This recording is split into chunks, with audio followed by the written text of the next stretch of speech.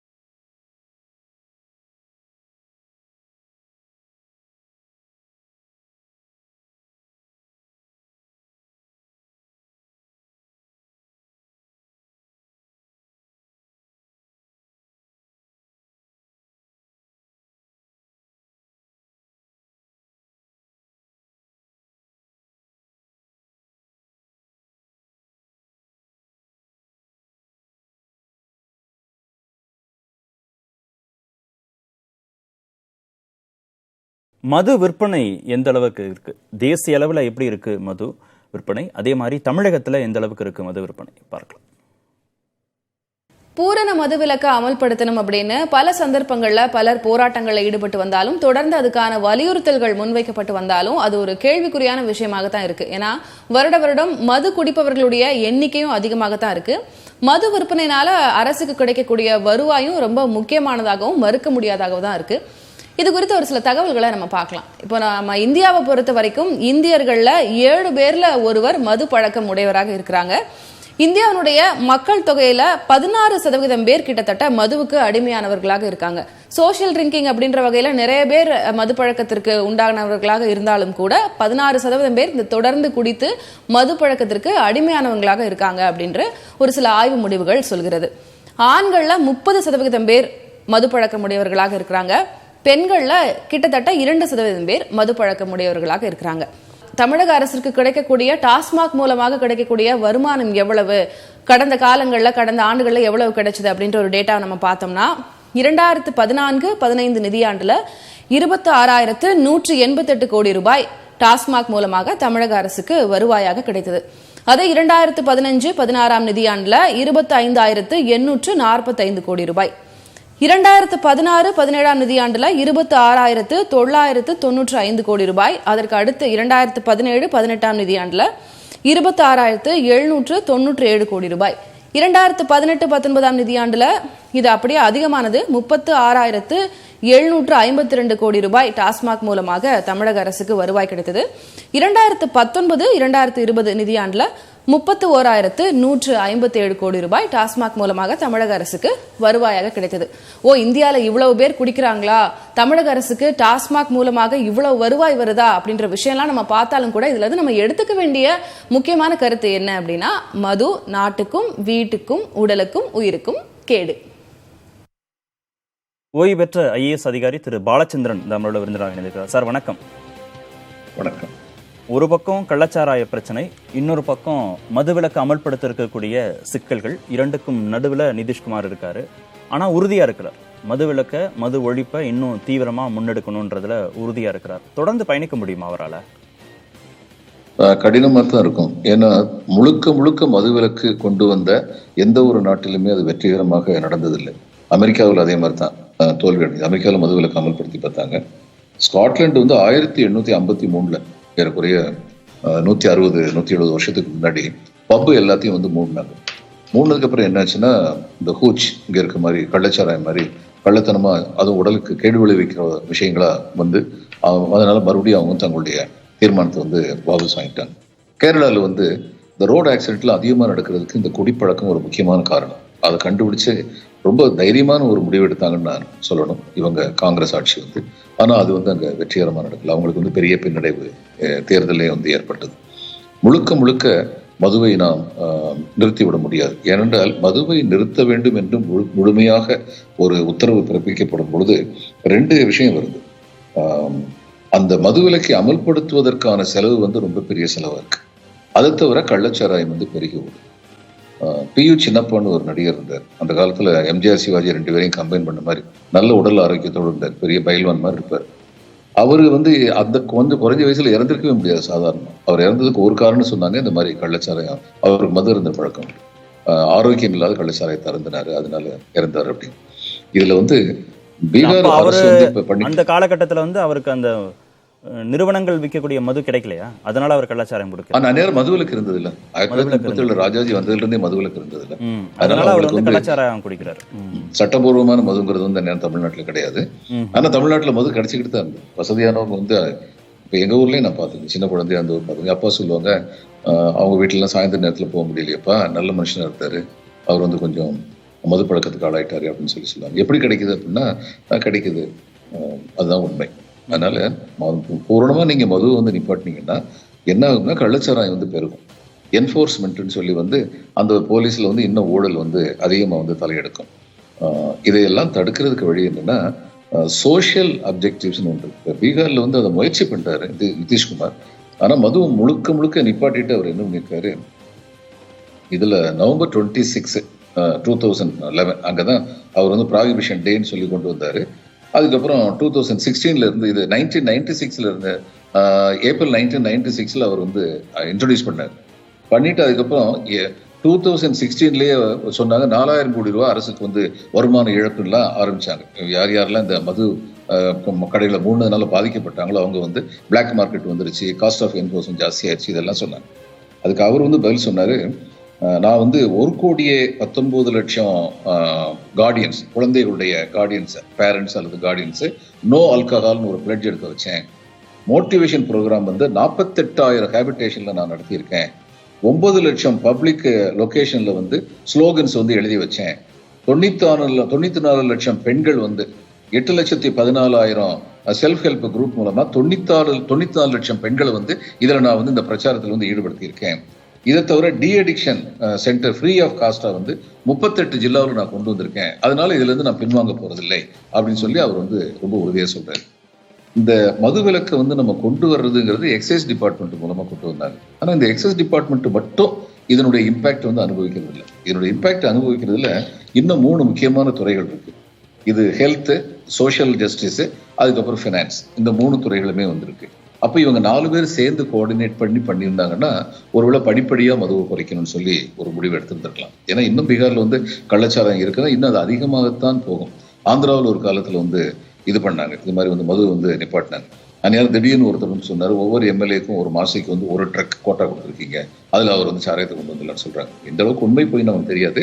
MLA வந்தாங்களே கொண்டு வந்தாங்களே இல்லையா, ஆனா மற்றவங்க கொண்டு வந்தாங்க. மற்றவங்க கொண்டு வர்றதுக்கு வந்து ரொம்ப மறைமுகமா வந்து சட்டத்தினுடைய ஆதரவு இதெல்லாம் இயற்கையா நடக்கும்.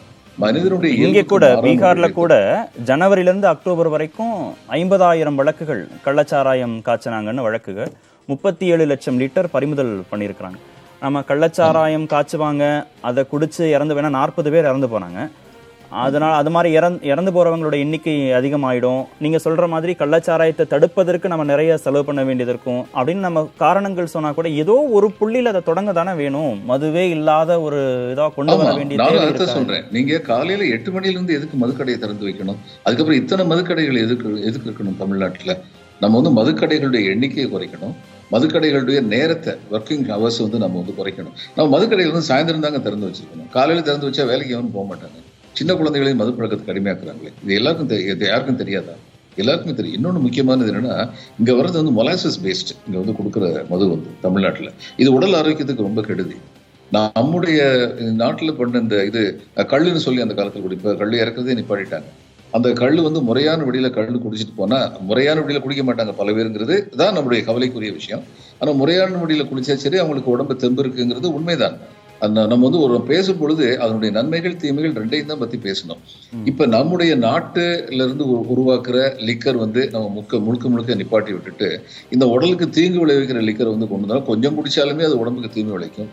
இது அரசியல் கட்சிகள் தான் சொல்லணும். அது திமுக இருக்கட்டும் அதிமுக இருக்கட்டும், என்ன ஆர்வம் ஒவ்வொரு அரசியல் கட்சியிலையும் வந்து மதுபான ஆலைகளை வைக்கிறது. அதுக்கப்புறம் எந்த கட்சி வந்தாலும் இந்த மதுபான ஆலைகள் மட்டும் பத்திரமா நடக்கும். அது எந்த கட்சிக்காரங்களை சேர்ந்தாலும் இதெல்லாம் வந்து ஜனங்களுக்கு வந்து எப்படிப்பட்ட அவேர்னஸ் ஒண்ணு வந்ததுன்னா, விழிப்புணர்வு வந்ததுன்னா அவங்க என்ன நினைப்பாங்கன்னா, இந்த அரசியல்வாதிகள் எல்லாருமே வந்து நம்மளை ஏமாத்திட்டு இருக்காங்க, அவங்கவுங்க வசதி. செய்தியாளர் திலகவதி சொன்னாங்க இல்லையா, ரொம்ப அதிர்ச்சியா தான் இருந்தது.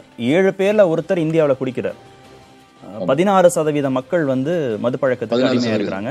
ஆண்கள் 30% பேர், பெண்கள் 2% பேர் இருக்கிறாங்கன்னா அந்த புள்ளி விவரங்கள் ரொம்ப 7 பேர்ல ஒருத்தருங்கிற போது அது கிட்டத்தட்ட 2 குடும்பத்துல ஒருத்தர் குடிக்கிறார் அப்படின்னா நம்ம புரிஞ்சுக்க வேண்டியதா இருக்கு. திரு பாலச்சந்திரன், இப்போ பூரண மதுவிலக்கு அப்படிங்கிறதுல கவனப்படுத்தணுமா, இல்ல நீங்க சொன்ன மாதிரி நேர வரையறை, கடைகள் வரையறை, வயது வரையறை அப்படிங்கிறதுல நாம கவனப்படுத்தணுமா? புதுசா அந்த பழக்கத்துக்கு அடிமையாகிறவங்களோட எண்ணிக்கை கூடிட்டே இருக்கு.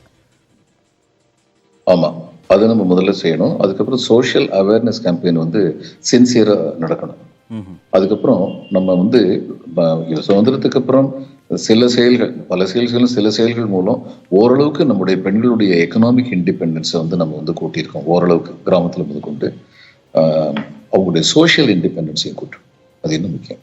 நம்ம சினிமாலாம் பாருங்க, புருஷன் குடிச்சிட்டு வந்தா என்ன இருந்தாலும் என் புருஷன் கடைசியில் வந்து ஒரு அழுதா போதும், உன்னையே கட்டி பிடிச்சிட்டு சரியா நான் உன்னை கடைசி வரைக்கும் கஞ்சி ஊற்றி காப்பாத்துறியான்னு சொல்ற மாதிரி தான் சினிமாலாம் அமைக்கணும். இதுதான் மக்களுடைய மனநிலையும் இருக்கு. தன்னுடைய குழந்தைகளையும் வளர்த்துக்கிட்டு இப்படிப்பட்ட ஒரு புருஷனையும் வந்து சகிச்சுட்டு இருக்கிறது வந்து கிராமங்கள்ல சர்வசாதாரணமா இருக்கு. கிராமம் மட்டும் இல்லை, நம்ம நகரங்கள்ல வந்து இந்த வேலை பார்க்க, இந்த வீட்டுல வேலை பார்க்குற பெண்கள், கூலி வேலை பார்க்குற பெண்கள், இவங்கள போய் பாருங்க, 100% விழுக்காடு இது மாதிரி சிரமப்படுறாங்க. அவங்களுக்கு வந்து சோஷியல் இண்டிபெண்டன்ஸை சொல்லிக் கொடுக்கணும். புருஷனுக்கு பொறுப்பு இல்லைன்னா சரி, உன்னை வீட்டில் நுழைய விட மாட்டேன்னு சொல்லக்கூடிய தைரியத்தை கொடுக்கணும். அப்படி கொடுத்தாலே பல புருஷங்கள் வந்து திருந்திடுவாங்க. இது ரொம்ப முக்கியமான ஒரு விஷயம். இதுக்கு இதுவரைக்கும் போதுமான அளவு கவனம் செலுத்தப்படவில்லை அப்படிங்கிறதா உண்மை. இப்ப அரசுக்கான ரெஸ்பான்சிபிலிட்டின்னு ஒண்ணு இல்லையா இருக்கு? அரசுக்கான ரெஸ்பான்சிபிலிட்டி ரெடியூஸ்டு டைம்ஸ், அதுக்கப்புறம் வந்து புதுசா பழக்கம் வராமல் இருக்கிறதுக்கான social awareness campaign. Social awareness campaign வந்து பண்றதுக்கான பணம் எல்லாம் எங்க இருந்து வரணும்? அரசு தான் பண்ண முடியும். அதை வந்து சின்சியரா பண்ணணும்னு சொன்னேன். அதுக்கப்புறம் மதுக்கடைகளை அப்படி குறைச்சிக்கிட்டே போகணும். இப்போ இருக்கிற அளவுக்கு நமக்கு முக்கியமானது என்னன்னா, மது வருமானம் குறைஞ்சிருச்சுன்னா அரசுடைய வருமானம் பாதிக்கப்படும் ஒரு பிரச்சாரம் எழுப்பப்படுது. ஆனா இதுலயே பீகார்லயே வந்து சொல்லியிருக்காங்க, இந்த மதுவை முழுக்க இல்லைன்னு சொல்லி ஆக்குனதுக்கு அப்புறம் கள்ளச்சாராயம் ஒரு பக்கம் வந்துகிட்டு இருக்கு. ஆனா பல பேர் கள்ளச்சாராயத்துக்கு ஆக்சஸ் கிடைக்கிறது இல்லைல்ல. அந்த குடும்பங்கள்ல வந்து மதுவுக்காக செலவழிச்சது மிச்சப்படுத்தும் போது அதுல வந்து எஜுகேஷனுக்காக, ஹவுஸ் ஹோல்டு குட்ஸ் வாங்குறதுக்காக இது மாதிரி வந்து ஜனங்கள் வாங்க ஆரம்பிக்கிறாங்க. அதெல்லாம் வாங்கும்போது டாக்ஸ் இருக்குல்ல, கவர்மெண்ட்டுக்கு வரத்தான் செய்யுது. இதை பற்றி சரியான கணிப்பு இது வரைக்கும் பண்ணல. குற்றங்களோட எண்ணிக்கையும் குறைஞ்சிருக்கு அப்படின்றார் நிதிஷ்குமார் வந்து. அது வந்து டவுட்ஃபுல். அவர் சொல்றாரு. ஆனா பீகார் போலீஸ் பியூரோவே சொன்னதுல வந்து குற்றங்களுடைய எண்ணிக்கை அதிகரிச்சிருக்கு, 13 விழுக்காடு அதிகரிச்சிருக்குன்னு சொல்றாங்க. ஆனா அது மதுவினாலயா, லேக் ஆஃப் லெஜிட்டிமேட் லிக்கர்னாலயா அப்படிங்கிற அந்த பைஃபர்கேட்டட் ஃபிகர்ஸ் வந்து இல்ல. ஆனா பொதுவா குற்றங்களுடைய எண்ணிக்கை கூடி இருக்கு. அதுக்கு சம்பந்தம் இருக்கா? மது பழக்கத்துக்கும் குற்றங்கள் எண்ணிக்கைக்கும் சம்பந்தம் இருக்கா? மது திடீர்னு நிப்பாட்டும் போது டொமஸ்டிக் வயலன்ஸ் வந்து ஜாஸ்தி ஆகும். அதனால அது வந்து ரொம்ப ஜாக்கிரதையா கையாள வேண்டிய ஒரு பிரச்சனை. இது வந்து வீட்லயே வேலை பார்க்கும் போதே இந்த கொரோனால வந்து டொமஸ்டிக் வயலன்ஸ் ஜாஸ்தியாச்சு. வீட்டை விட்டு வெளியில போக முடியல, டொமஸ்டிக் வயலன்ஸ் ஜாஸ்தியாச்சு. அதனால நம்ம வந்து இதை வந்து அந்த சமயத்துல குடிக்காமே இருந்தாங்களே, கள்ளச்சாராயம் பிரச்சனை இருந்தது. ஆனா இந்த அளவுக்கு அங்கேயும் நிறைய இடங்கள்ல கள்ளச்சாராயங்கள் கிடைச்ச மாதிரி செய்திகள் இல்லை இல்லையா? அப்போ அவங்களால இருக்க முடிஞ்சுதானே? பல ஆண்டுகளாக குடித்தவர்கள் கொரோனா பொது முடக்க காலத்துல பல மாதங்கள் குடிக்காம இருக்க முடிந்தது தானே? அது மட்டும் தானே சொன்னீங்க. வீட்டுல என்ன சண்டை போட்டாங்கன்னு சொல்லலையே. அன்னைக்கு வந்து டொமஸ்டிக் வயலன்ஸ் ஜாஸ்தியாச்சுன்னு சொன்னாங்களே அந்த பீரியட்ல. அதையும் நம்ம பார்க்கணும்ல. அதாவது குடிக்கிறத வந்து நியாயப்படுத்தி அதை சட்டப்பூர்வமாக்கி மதுவை ஆரோக்கியமான மதுவை கொடுக்கறது நம்முடைய கடமையான அரசு உணர்ந்து குறைவாகத்தான் குடிக்கணும்னு மக்களுக்கு சொல்லிக் கொடுத்து ஈவினிங்ல மட்டும்தான் மதுக்கடைகள் திறக்கப்படும் சொல்லி ஸ்ட்ரிக்டா ரூல் வச்சு பள்ளிக்கூடத்துக்கு பக்கத்துல, கோயிலுக்கு பக்கத்துல, கலாச்சார விடுதிகள், ஆஸ்பத்திரிக்கு பக்கத்துல எல்லாம் நிச்சயமா மதுக்கடை இருக்காது. நீங்க கேட்டீங்கல்ல அரசு என்னன்னு செய்யணும்னு. அரசு செய்ய வேண்டியது நிறைய இருக்கு. There should be will power. இது எல்லாத்தையும் ரொம்ப ஸ்ட்ரிக்டா வந்து ஹேண்டில் பண்ண அரசு. அப்படி எல்லாம் செஞ்சா மது பழக்கம் நிச்சயமா குறையும். வெளிநாடுகள்ல என்ன நிலைமை? நம்ம ஏன் இங்க மட்டும் இந்த அளவுக்கு முக்கியத்துவம் கொடுத்து இதை பேசுறோம்? பூரண மதுவிலக்கு, படிப்படியாக மதுவிலக்குன்னு. வெளிநாடுகள்ல இந்த சிக்கல்களே இல்லையா? இல்ல, இருந்தது. நான் சொன்னேன்ல, அமெரிக்காவில் வந்து அமல்படுத்தி பார்த்தாங்க, ஃபெயிலியர் ஆயிடுச்சு. ஸ்காட்லாந்து அமல்படுத்தி பார்த்தாங்க, ஃபெயிலியர் ஆயிடுச்சு. முழு மதுவிலக்குங்கிறது எங்கேயுமே வந்து வெற்றி கண்டதில்லை. வெளிநாட்டுல வந்து மது பழக்கத்தினால பாதிக்கப்படுறவங்க இருக்காங்க. ஆனா ஓரளவு பொருளாதார செக்யூரிட்டி இருக்கும் பொழுது வறுமையினால் தன்னுடைய கொடுமைகளை, உலகில் தனக்கு நிகழும் கொடுமைகளை மறப்பதற்காக குடிப்பது என்பது குறைந்து கொண்டே போகும். நம்ம நாட்டுல அது ஒரு பெரிய பிரச்சனையா இருக்கு. சோஷியல் பேக்வர்ட்னஸ், எக்கனாமிக் பேக்வர்ட்னஸ், இப்படி உள்ள மக்கள் வந்து இந்த நாட்டுல எனக்கு வந்து சம உரிமை இல்லை அப்படிங்கிற விரக்தி வந்து இதெல்லாம், இந்த விரக்தியில ரொம்ப பெரிய விரக்தி. இதெல்லாம் பத்தி ரொம்ப சீரியஸான ரிசர்ச் எதுவும் நடக்கல. அந்த விரக்தியினால வந்து ஓரளவு நல்ல வருமானம் உள்ளவங்க கூட, இப்ப நல்ல வருமானம் உள்ள ஒருத்தர் இருக்காரு, அவர் வந்து நீ வந்து கீழ் ஜாதி சேர்ந்தவன்னு ஒருத்தர் திட்டாருன்னா அந்த வருத்தத்துல குடிக்கிறதுங்கிறது வந்து நடக்குது. we should know it. அது தவறு. அதனால நமக்கு வந்து நேர்மையான நிர்வாகம், மக்கள் நலனில் அக்கறை கொண்ட நிர்வாகம், அந்த ரெண்டும் சேர்ந்து இருந்ததுன்னா இன்னைக்கு நடக்கிற பல விஷயங்களை நம்மளால தடுத்து நிப்பாட்ட முடியும். அதுக்கப்புறம் குடிங்கிறது அவங்களுடைய உரிமை. அவங்க வந்து நான் என்னை அழிச்சுக்கிடுவேன்னு சொல்லி ஒருத்தர் ரொம்ப டிசைடரா இருந்தாருன்னா அவர் யாராலையுமே தடுத்து நிப்பாட்ட முடியாது. ஆனால் இன்னைக்கு உள்ள நிலைமை எப்படி இருக்குன்னா, அழிச்சுக்கிடலாம் போலயே, அதனால ஒன்றும் பெரிய சோஷியல் ஸ்டிக்மா இல்லை போலயே அப்படின்னு நினைக்கிற ஒரு டெண்டன்சி இருக்கு. அதை நம்ம மாற்றணும். மக்கள் ஒப்பீனியனையும் கேட்டுரும், மக்கள்கிட்டையும் கேட்டோம். பீகார்ல இந்த மாதிரி நிலைமை இருக்கு, இங்க தமிழ்நாட்டில் என்ன எக்ஸ்பெக்ட் பண்றீங்கன்னு அவங்க சொன்ன கருத்துக்களையும் பார்த்தலாம். தமிழ்நாட்டில் சாத்தியம் ஆகாது. யார் இப்போ குடிக்காமல் இருக்கா? 100ல் ஒரு 2 பேர் தான் அப்படி இருக்கும். எல்லாரும் குடிச்சிக்கிட்டு தான் இருக்காங்க. நீங்கள் மதுவில் கொண்டாந்தாலே எங்கிட்டாவது வாங்கி குடிக்க தான் போகிறாங்க. அது எதுக்கு? அது சாத்தியம் கிடையாது. மது விலக்கு சாத்தியம் இல்லை. கொண்டாந்தா அது வந்து கரெக்டாக ஃபாலோ பண்ணி ரூல்ஸு, இந்த கள்ளச்சாரம்லாம் ஒழிச்சு எல்லாமே ஸ்ட்ரிக்டாக கொண்டாடணுமா கவர்மெண்ட் கொண்டாடலாம். ஆனால் தெரில எப்படி கொண்டாடுவாங்க. மக்கள் அதை ஒத்துழைச்சி வரணும். அவங்க இருந்தால் மட்டும்தான் முடியும். அரசாங்கம் வந்து உருவாக்கிக்கிட்டே தான் இருக்கும். மக்கள் அதை எதிர்ப்பு காமிச்சா தான் அதை மாற்றிக்க முடியும். மதுவிலக்கு இல்லாத தமிழமாக ஆக்க முடியும். பிற மாநிலங்களில் ஒரு சில பேர் இருக்கிறாங்க. இதுக்கு முன்னாடி தமிழகம் மதுவிலக்காக இல்லாமல் இருந்தது தானே ஒரு காலத்தில். ரெவன்யூக்காக அப்படி பண்ணுறாங்க. அந்த ரெவன்யூவை எப்படி கொண்டு வரலாம்? மக்கள்கிட்ட இருந்தால் ரெவன்யூ வருது, அதை எப்படி கொண்டு வரலாம்ன்றத அரசு அதை ஆலோசித்து செய்யலாம். அதாவது பல பேருடைய குடும்பங்கள் கெட்டு போய்கிட்டே இருக்குது. நிறையா பெண்கள் வந்து ரொம்ப கண்ணீர் வடிக்கிறாங்க. ஏன்னா இது வந்து உள்ளே போய் பார்க்கும்போது தான் பலருடைய பெண்களுடைய அவங்களுடைய அழுக்குரல், குடும்பம் கெட்டுப்போன காரணமே இதனாலன்னு சொல்லியிருக்காங்க. அதுக்காக மக்கள் கருத்துக்களை கேட்டிருப்பீங்க. இப்போ ஸ்டெபானா அரசாங்கம் தான் முடிவெடுக்கணுமா, இல்லை மக்கள் வந்து குடிக்க வேணான்ற முடிவா அங்கேருந்து தொடங்கணுமா? இல்லை, அரசாங்கத்தில் தான் துவங்கணும். அரசாங்கம் வந்து குடிக்கலான்னு சொல்லிட்டா, பெர்மிஷன் கொடுத்துட்டா பிறகு குடிக்கிறதுல வந்து எந்த பிரச்சனையும் இல்லைன்னு தான் நினைப்பாங்க. குடிக்கிறது வந்து முந்தைய ஒரு காலத்தில் ஒரு இது சொன்னாங்க, ஒரு ஃப்ரேஸ் சொன்னாங்க, அளவோடு குடித்து வளமோடு வாழுங்கள்னு. மக்கள்கிட்ட அந்த பிரச்சாரத்தை குடிக்காமல் இருந்தால் மிக நல்லது, குடியினால் உயிருக்கு கேடு, இதை ரொம்ப எஃபெக்டிவா பிரச்சாரம் பண்ணிட்டு அந்த இதெல்லாம் ரெடியூஸ்ட் ஹவர்ஸை வந்து கொண்டு வந்தா இந்த பிரச்சாரம் வந்து உண்மையாவே எஃபெக்டிவா நடந்ததுன்னா அதுக்கு பலன் இருக்குங்க.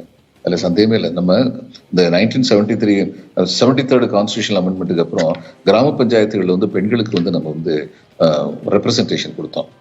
சில இதில் வந்து கிராம பஞ்சாயத்தில் வந்து பெண்கள் வந்து டோட்டலாக இது யூனியன் லீடராக, பஞ்சாயத்து யூனியன் பிரசிடென்ட் இப்படிலாம் இருக்கும்போது சில பெண்கள் நடந்துக்கிட்ட முறையை பாருங்க, அவங்களால பல நல்ல நன்மைகள் நடந்திருக்கு. குடியினால ரொம்ப பாதிக்கப்படுறது பெண்கள். அந்த பெண்களுக்கு வந்து பொலிட்டிக்கல் எம்பவர்மெண்ட் வரும் பொழுது அவங்க நிச்சயமா இதுல வந்து காம்ப்ரமைஸ் பண்ண மாட்டாங்க, ஏன்னா அவங்க பாதிக்கப்படுறாங்க. அதனால இதுல 4-5 விஷயம் சேர்ந்து கன்வர்ஜ் பண்ணி நம்ம வந்து நடவடிக்கை எடுத்தோம். முதல்ல அரசாங்கத்துக்கு உண்மையான வில் பவர் இருக்கணும். இங்க 30,000 கோடி போயிருமே 30,000 கோடி போதுமே அழுதுகிட்டு இருக்கக்கூடாது. இந்த 30,000 கோடிக்கு வந்து ஆல்டர்னேட்டிவ் என்னன்னு யோசிக்கணும். முதல்ல அந்த 30,000 கோடி 15,000 கோடி ஆகட்டும், பரவாயில்ல, இன்னொரு 15,000 கோடி வேற வழியில் நம்ம ரைஸ் பண்ணிக்கலாம். அதுக்கப்புறம் தேவையில்லாத இலவசங்கள் கண்டிப்பாக தேவை. எப்படிப்பட்ட இலவசங்கள்? எந்த இலவசத்தினால் நாம் நம்முடைய மக்களுடைய பொருளவை ஃபியூச்சர் எக்கனாமிக் டெவலப்மெண்ட் அஷ்யூர் பண்ணுவோமோ அந்த இலவசங்கள் நிச்சயமா தேவை. மாணவர்களுக்கு வந்து லேப்டாப் கொடுக்கறது, இவங்களுக்கு வந்து வீரியமிக்க விதைகளை கொடுக்குற விவசாயிகளுக்கு, இந்த மாதிரி இது வந்து ரொம்ப தேவை. பல்குடி தேவையில்லை. இது மாதிரிலாம் பண்ணக்கூடாது அப்படிங்கிறது வந்து நம்ம வந்து தெளிவாக்கணும். அது மூலமே நம்ம வந்து சிக்கனப்படுத்த முடியும்.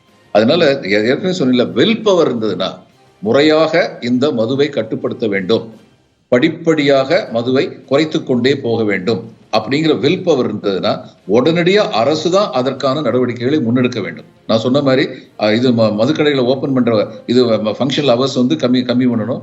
இத்தனை மதுக்கடைகள் இல்லாம குறைச்சிக்கிட்டே போகணும், படிப்படியா குறைச்சிக்கிட்டே போகணும். இதெல்லாம் முதல்ல இம்மீடியட்டா செய்ய வேண்டியது. சோஷியல் அவேர்னஸ் கேம்பெயின் வந்து சின்சியரா நடத்த வேண்டியது. கொடுக்கிற மதுவை வந்து உடல் ஆரோக்கியத்தை கெடுக்கிற மதுவா இல்லாம இருக்கணும் அப்படிங்கிறது எல்லாத்துலயும் முக்கியம். ஏன்னா ஹியூமன் டெவலப்மெண்ட் இண்டஸ்ட்ரீஸ்ல வந்து ஹெல்த் ஒரு முக்கியமான பங்கு.